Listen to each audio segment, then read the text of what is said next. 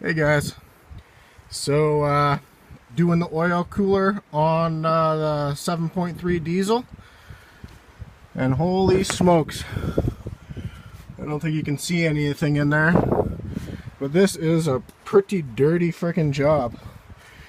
It's in a pretty crappy spot, like right on the side of the motor, and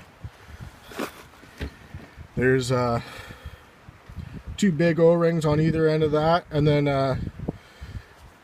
like a metal with an O-ring gasket on either end. I'm going to leave that block because I've heard of people breaking that off and then you have to change the whole front cover. So we're not going to mess with that because it's not leaking, but that big O-ring is leaking. When you start it up in the morning, it just pours out. So for people that are doing this, you drain the radiator, and then there's a couple videos saying that you should drain the coolant block drain, but mine was stripped out, so I just took the 3 bolts out and pried it, and it only drained maybe 5 liters, and oil comes out too, so it's pretty dirty, and I don't have much clearance under there. I jacked it up a bit, and then I had the tire off, but then I decided to put it back on because if this truck fell, I'd be pretty much dead. So I have a jack stand under there and the tire on here, and I had taken this all out just so I could see up in there, and it might come in handy. I think you guys have to make sure that there could be a O-ring that's stuck up in there, and you don't want to double that up or it won't line up. So this isn't really a how-to video, just a little update on my truck, fixing some leaks, and talk to you guys later. Hey guys, so I just want to give you a quick tip if you're doing work under the engine, and or if you're leaving the truck and you want to rev it up so you can see if there's leaks or anything.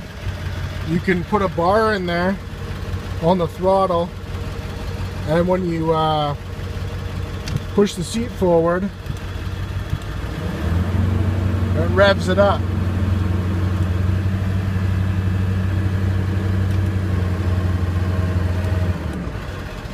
Which is kind of a handy trick.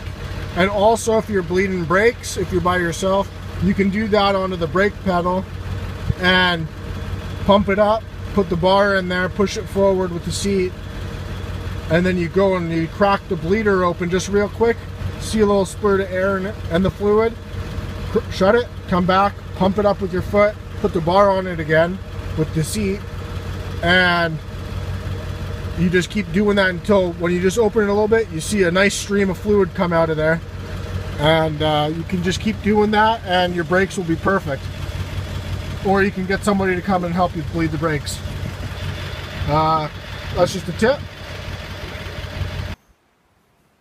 Hey guys, so it's about 5 o'clock at night, and just about dinner, and we have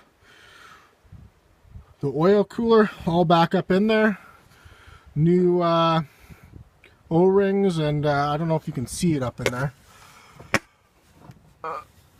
There's one end of it. I don't know if you can see the other end of it up in there.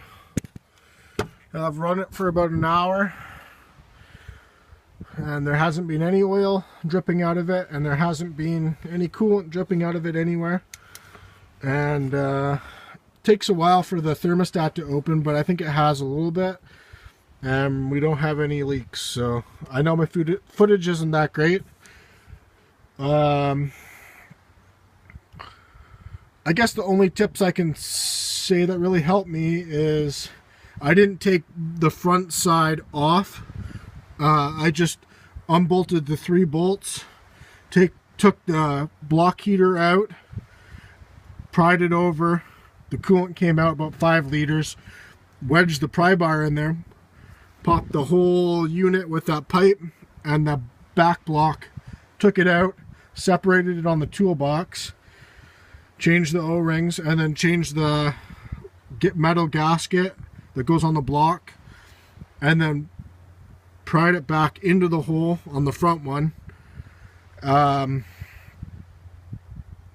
Tighten the 3 bolts down evenly, slowly going back and forth until it was tight. Really tightened it, and then put the oil filter back and all that, and it worked really easy. I've seen quite a few videos of them putting them in the presses and stuff, but that's not needed at all. About 20 liters come out of the radiator, and about 5 liters come out of the back there. I didn't have to take that block drain out for the coolant. So right now I've ran it for about an hour using my throttle trick, about 2,000 RPM, and there hasn't been any drips anywhere. Like, it's fixed now. It used to just pour out oil when you first fire it up. It didn't do that at all. So I'm pretty happy. It's a pretty big project that I took on, and they were quoting me about $550, or that's if everything went good. They said about $850 if needing a new. They quoted me like $850 with all the parts, but I just needed the O-rings, and it went well. The coolant, it dropped down a bit when the thermostat opened, but it's staying right up there now. And so I'll let it sit here for another week and fire it up probably next Sunday and see if I don't think it's going to be leaking. I think it's good now. Those O-rings, the big ones, when I took them out with the screwdriver, they just broke. They were completely hard and brittle and no good. One thing I did notice, though, I think because it's been sitting and I've started it quite a few times just letting it warm up, is that it's charging at like almost 16 volts, which normally when I first got my new battery it was charging at 14.2 volts. So I'm wondering if that's right on the verge of overcharging. I don't know. I'm gonna do a little research, but oh, I need to add some oil too, but that's just because before I had this it was always running low on oil because it was leaking so bad. So hopefully it fixed that problem, and when I top it up it'll be good. Anyways, hope you all had a good Sunday, and we'll talk to you later. Bye.